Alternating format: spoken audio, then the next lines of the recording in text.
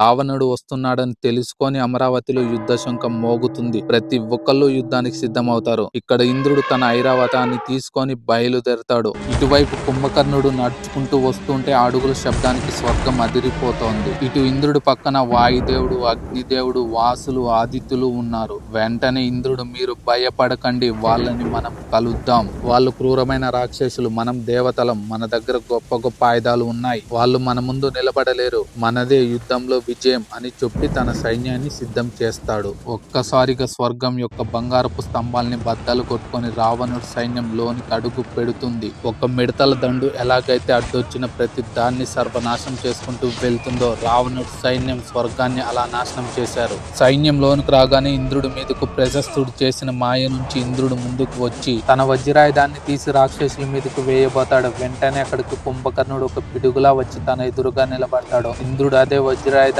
ముందు వెనక చూడకుండా ఎదురొచ్చిన కుంభకర్ణుడి మీదకు విసిరేస్తాడు. పెద్ద పెద్ద పర్వతాల్ని, ఎన్నో గుండెల్ని చీల్చిన దేవతల ఆయుధాలకన్నిటికీ గొప్పదైన విశ్వకర్మ తయారు చేసిన వజ్రాయుధం కుంభకర్ణుడి మీద ఒక గీటు కూడా వేయలేకపోతాది. ఇది చూసిన ఇంద్రుడికి తన